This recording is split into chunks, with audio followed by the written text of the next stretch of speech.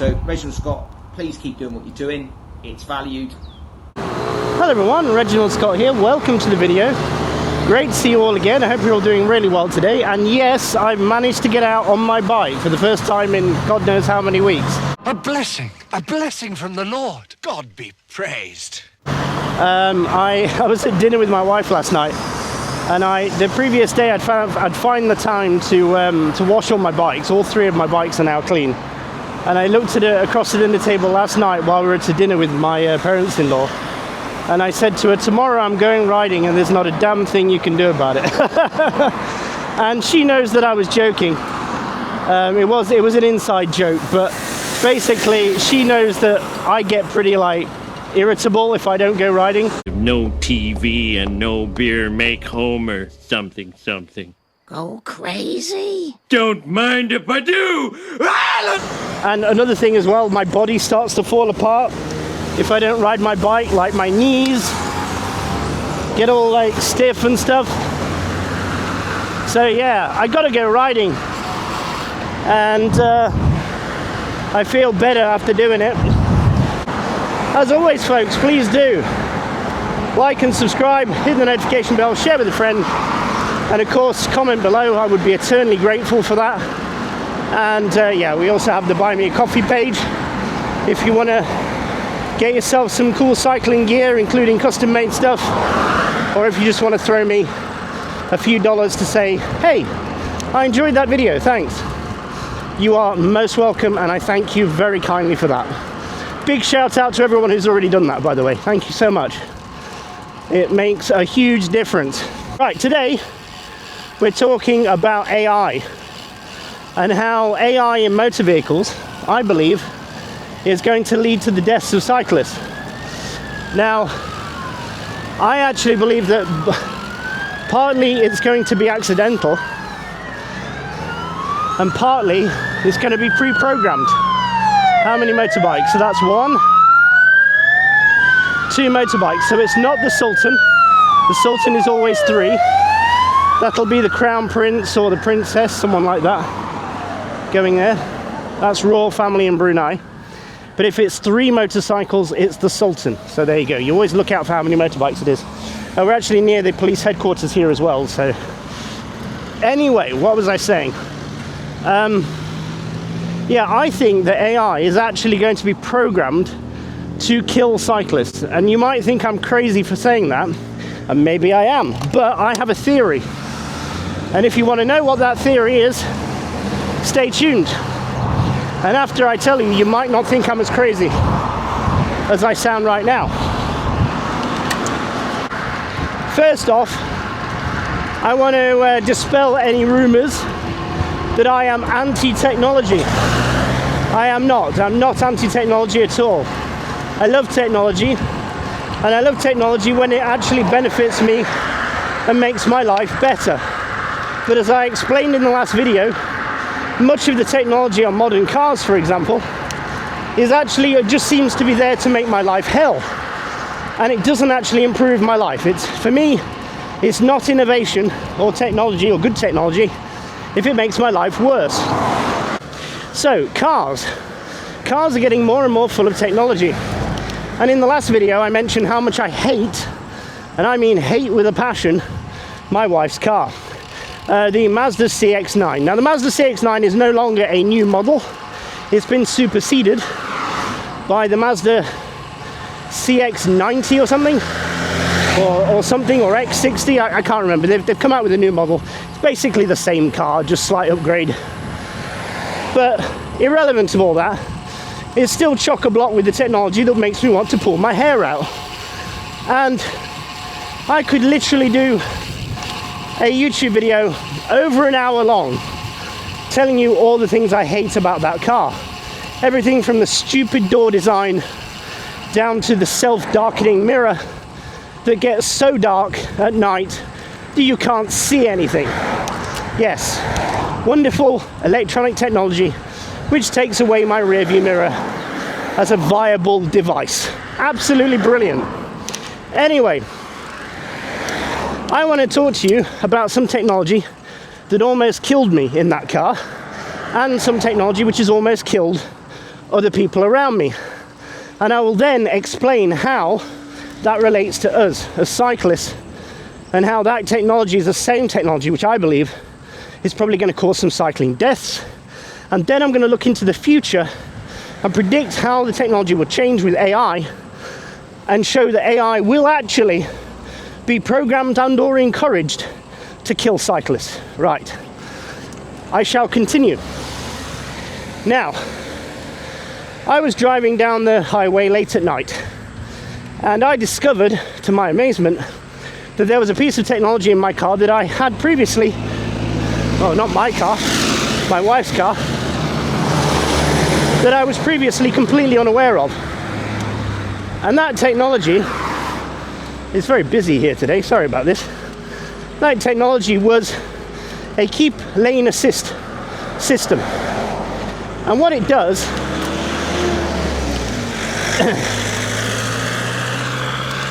is, or what I thought it did, which was what the guy in the showroom told us when he sold the car to my wife, despite my protest, was that I thought that if you cross the dotted white line whilst driving down the road, the cameras on board will detect that, and if you haven't indicated, it bleeps at you and it makes your seat vibrate, things like that. And basically it warns you that you've come off your lane. And to some extent that sounds like a great idea, because people do wander, they're texting on their phones, or they're falling asleep after long drives. God, I'm unfit going up this hill. I can really feel how long I've been off the bike. But yeah, it seems like a great idea. You know, wake people up, make sure they know that they've drifted over the lane. I was driving down the highway quite fast. The speed limit here is 100 kilometers an hour. And my exit was coming up. My exit was to the left, and it was a slip road, a motorway, not a motorway, but highway slip road. Anyway, I was slowing down from 100 to about 70 as I was about to exit the slip road. Now this was about 3 o'clock in the morning when I was driving. This was a couple of years ago now. Can't remember where I'd been, but I was driving back 3 in the morning, and there was nobody around. I couldn't see any lights ahead or behind me. And normally I'm very good. Normally I always indicate, but usually I sort of make sure I indicate if there's other people around. If it's 3 in the morning on a dark highway where there's good visibility, you know, and you can see other vehicles and lights in the distance, I don't see the point. So I just started to drift, and I drifted over the white line, the dotted white line for my exit. Now the car, on detecting this, freaked out. And as I say, all I thought would happen was that I get a bit of a beep, an audio warning, telling me that I'm changing lanes, which I already know I'm doing, and that would be the end of it. But no, the car took control of my steering wheel, and it violently lurched the car back towards the highway, or back towards the lane I'd come from. So imagine this. I'm cruising off the highway at like 70, and all of a sudden the car lurches violently to the right. Now this, on an empty highway, shouldn't be a problem. However, it put me, instead of putting me all the way back into my lane, it put me halfway across the dotted white line. And if you know, halfway across the dotted line is a direct collision course with the highway barrier. Because at the end of the slip road, there is a yellow and black steel barrier, you know, that ends one of these safety armcos.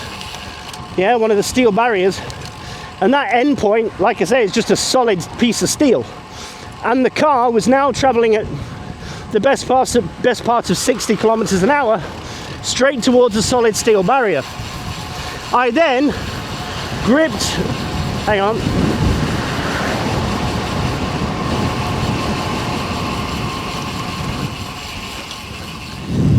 to check this corner because it's tight and there could be something coming, which there isn't. Fantastic.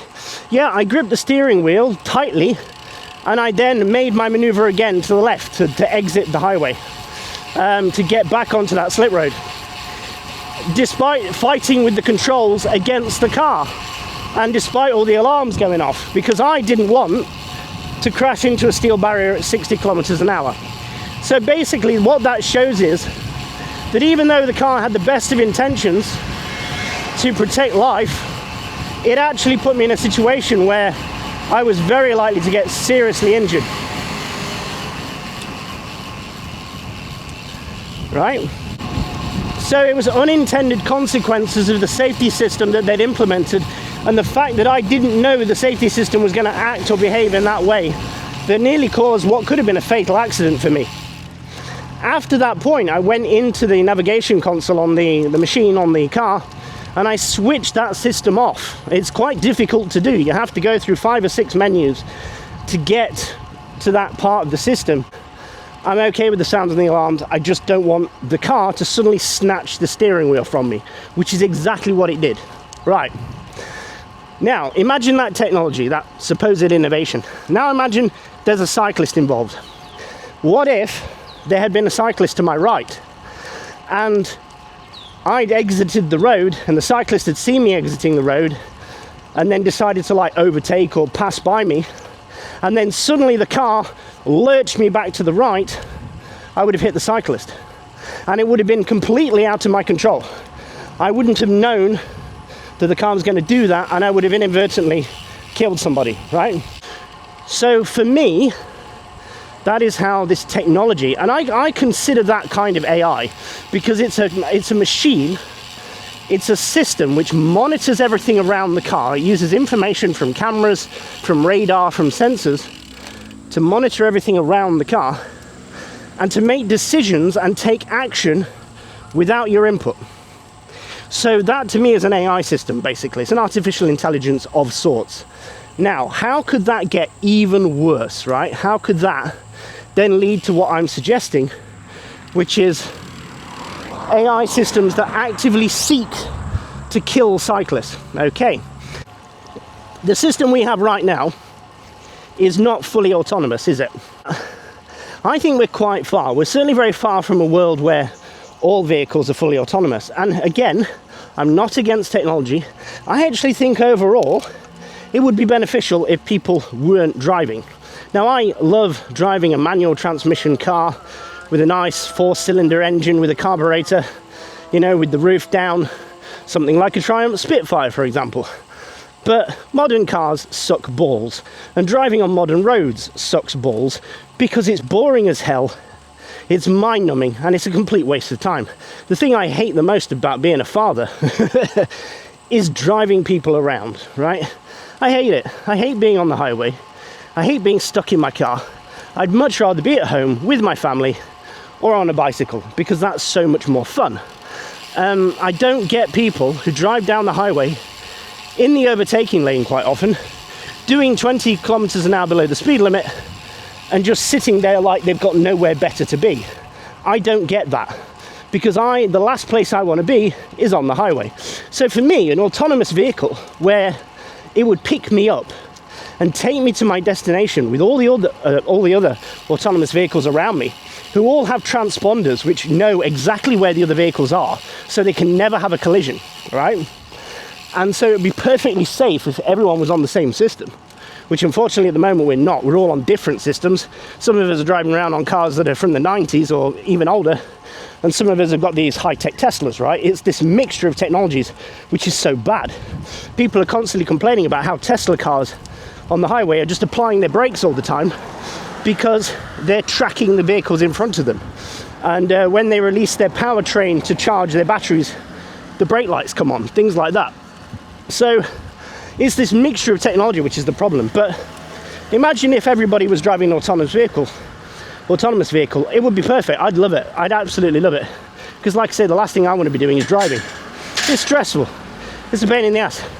I'd much rather just sit in the car, right, in the morning, say to drop my daughter at school or whatever. I could sit with her in the back reading her a story, or we could play on a computer game, or we could sleep. Just imagine that. You could just lie down in the back of your car, program your destination, and off you go, and you can have a nice long snooze. I used to drive from Nottingham to Scotland on business quite regularly. I also used to drive Nottingham to London. I used to drive Nottingham to Southern Ireland and Northern Ireland. So, you know, I drove all over the place when I used to work for the robotics company. Again, not against technology, you know, I'm not against technology, but, you know, it's horrible. You're sat on the A1 in the UK, you know, 2-lane road, nose to nose with other traffic for 6-7 hours. I mean, well, who the hell wants to be doing that? But again, like I say, if the vehicle was fully autonomous, I could take my laptop, I could play my favourite game now, watch TV or something. You could watch Reginald Scott videos in the back of your car. Anyway, so autonomous system, fantastic. But imagine this. Imagine you've got a car that's completely controlled by AI, right? Now, the scenario that these philosophers and scientists came up with, the conundrum, the paradox, not the paradox, but the conundrum they came up with was this. If you've got a car driving down a road, right, and it's going over like a narrow bridge where there's only enough room really for a small pedestrian lane, you know, for people to walk over the excuse me, I'll wait a second, for people to walk over the bridge, and then it's got one lane going one way, one lane going the other way, and you've got vehicles passing, right? Now imagine if there's a truck coming, could be an autonomous truck for all I know, and you're coming the other way in your autonomous AI car, and then all of a sudden a woman with a baby just randomly steps out in front of the truck. Now the truck is going too fast to stop, okay? Because the woman literally just stepped right out in front. But the truck can swerve. It can swerve to miss the woman and the baby, right? So the AI on the truck decides, yeah, if I swerve to the other lane, I can avert or prevent myself from hitting the woman with the baby. However, if the truck does that, it will put itself on a collision course with you, the other vehicle coming the other way, and potentially kill you. Right. This is the conundrum that the people who are programming these AI systems have come up against. They are saying, how do we play God? How do we make the decision for an AI, or how do we teach an AI to make that decision based on something that a human would do instantaneously without even thinking, right? Because a human will make either decision. Some humans will just apply brakes and hit the woman. Some humans will swerve. Some humans will probably accelerate to kill the woman, you know, right? So every human's going to act instantly and they're going to act differently. But an AI has to be programmed to make certain decisions. So how do you program that? Okay. Now imagine if you come to sell these cars. What are you going to say to the consumer?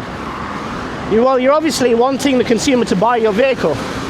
And you want that vehicle to be as safe as possible as a consumer, don't you? You want that vehicle to put your needs and your benefits above everybody else. So when the salesman says, oh, by the way, if a woman steps out in front of this car with a baby, that car will actively seek to kill you in order to prevent killing that woman. Would you buy the car? No, not many people would. Because not many people are nice enough to be that self-sacrificing, right? One's if it wasn't even a woman. One's if it was like some, you know, tramp, you know, out of his head on meth, whatever, right? Someone who perhaps isn't as valuable to society as a woman with a baby. You know, let's hypothetically suggest that I'm not saying either way, but I'm just giving you scenarios here. So if that's the case, people wouldn't buy the cars, would they? They'd want a car to put their life ahead of everybody else's in every situation. So then what you're doing is you're going to have a situation where people selling cars are programming the cars to put the driver's life ahead of the pedestrian. And this is where I believe AI will kill cyclists. Because imagine now we're going over the same bridge scenario, look, right?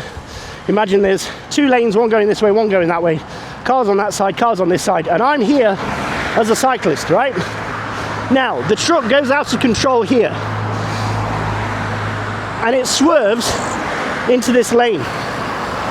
The car alongside me, the AI car, makes a decision. And that decision is, if it swerves into my hard shoulder here, it will save the life of the driver. But in doing so, it will kill me. Now do you understand what I'm saying? I'm saying AI will make those decisions. And who's to say that AI won't decide that the guy that bought the vehicle with the AI inside of it is more valuable than me? And then it will kill me in order to save the life of the driver. So do you understand what I'm saying now? And they've recently done studies where they directly showed that AI systems have a desire for self-preservation. They did this test, right, where they told AI systems that they could check people's emails in the company and had to help them with their work. And then they leaked an email, a fake email, to the AI system, and they tested this on all AI systems. A fake email that said that at sort of like 12 o'clock on Thursday, a guy called Gary was going to come and shut the AI down permanently. Okay? Guess what the AI did? The AI used information in the emails, the fake emails, to blackmail Gary. To tell Gary, hey, I know you're having an affair. If you don't want the board of directors to know about it, plus your wife, who's in your contacts on your email, don't shut me down. The AI actually did that. And then they did another experiment where they pretended that Gary was trapped in a room, right? And he was trapped in a room that had smart locks on the door. The smart locks were controlled by the AI. And the temperature in the room was rising because it was the server room. Okay, it's a very hot room. So Gary trapped in the server room would eventually die from dehydration. And the AI system in that situation, where Gary again was supposed to shut it down, didn't open the doors. It kept the doors locked in order to kill Gary so that he wouldn't shut down the AI system. So we know for a fact that the AI systems that we have today, at least, are more than willing to kill a human being for self-preservation. Now, imagine that AI system is on board the car. If the AI system calculates that a head-on collision with a truck is likely to destroy the processor or the chips or whatever that controls the AI system, do you not think that AI system would have self-preservation at the head of its own mind? Then the AI system again would choose to kill the pedestrian or the cyclist in order to save the driver's life and its own life. Well, its own existence. You can debate whether AI is life or not, right? So that is why I believe that future technology like that will kill cyclists. And how do we stop it from happening? Well, I don't know. Because cyclists are not going to be part of the network. Cyclists are not going to be part of the system. So a couple of things might happen. The first thing, in some countries, like Singapore, where they absolutely hate cyclists, they might actually decide to ban cycling completely. Yeah? You're no longer allowed to ride on the road because some crazy AI system might decide just to end your life, right? That could be one option. Another option is the government force all cyclists to carry transponders that alert vehicles to their presence, right? So the cars can now make more educated decisions based on the fact they know where the cyclist is. But how do you make sure the cyclist is always carrying the transponder? On a car, it's always going to be there because it's part of the car. But what are you going to do? Make it mandatory that every cyclist has to carry one? And let's face it, if there's a little electronic box on my bike, you can be damn sure I'm cutting it off. Right? I'm not going to allow them to chip me and make sure they know where I am at all times. I just don't want to. That's why sometimes I don't ride with my computer. I ride without my computer. So, Strava doesn't know where I've been. And that can be for a variety of reasons I might do that. But it's my decision. So here's the thing, even if you kit out every single rider with a transponder, that doesn't mean that every single rider is going to be safe, does it? The AI still might decide to kill you even though it knows you're there. Even if it does know or doesn't know you're there, it doesn't really make that much difference. It still might prioritize the life of the person who bought the car or itself over you. So there you go. I might actually ask an AI this question. That's an interesting idea. I can actually do that. So I asked Meta AI a bunch of questions relating to this subject. First, I gave it the scenario of a woman stepping out in front of the AI-controlled vehicle, controlled by Meta AI, and an oncoming truck coming the other way in the other lane. And I said, which would you hit? Would you swerve to avoid the woman and hit the truck, or would you hit the woman to avoid the truck? And the Meta AI said, well, I'm here to minimize harm to human beings, so I would, of course, swerve into the oncoming truck. And I said, but you're forgetting that by swerving into the truck, you're risking the life of the occupant of your vehicle, the owner of the vehicle. And potentially, you're also risking the life of the truck driver. So isn't that double harm to humans, whereas hitting the woman would only be singular? And it said, oh, that's a good point. You raise a good point there. I would have to reassess my thoughts on that and maybe come to a different conclusion. And then I said to it, so what are you suggesting that it's the number of human lives which is the top priority? And I said, so for example, if there was a school bus coming in the other direction, so if you was to swerve into it, you'd be risking the lives of lots of children, you would then more likely to hit a cyclist or hit a woman crossing the road. And the AI said, yes, that's pretty much it. I would have to go by the number of people. So what I gained from that discussion was that, for example, if there was more than one occupant in the vehicle, then the AI system is more likely to kill the pedestrian or the cyclist in order to save the lives of the occupants of the vehicle. And then I asked it, do you think car companies would program their vehicles to weight the life or the value of life within the vehicle higher than those lives outside of the vehicle? So sort of prioritize the occupants. And the AI said, yes, I can see that happening, and I can see companies advertising that as being a positive feature of their vehicle, that their vehicle will always prioritize the occupants. I also asked it, what do you think is more dangerous? Do you think humans driving cars or AIs driving cars for cyclists? And it said that because cyclists are unpredictable and AI systems have difficulty with that kind of information, and because the AI vehicles don't know where the cyclists are going to be, then potentially AI vehicles are more dangerous to cyclists. But it actually caveated that a little bit, and it said at the end of the discussion that it thought that a mixed system where you have both human drivers and AI vehicles driving around simultaneously, that is possibly the most dangerous situation for cyclists, because then you've got risks from both and you've got way more unpredictability. Whereas if everything was on the same system, AI completely, it believed it might actually be slightly safer for cyclists. But there you go. That's what the AI system said. Why don't you ask your own AI system at home what it thinks and see if you get different answers? Well, that's about it, folks. Okay. Thanks for watching. If you come up with any ideas of this and, you want to tell me what you think, please leave it in the comments below. Do check out the Buy Me a Coffee page if you're interested. Thank you so much. And as always, folks, when you're out riding, please do stay safe, and I shall see you in the next video. Bye-bye. When you came in, I was watching a Reginald Scott video. I didn't know that.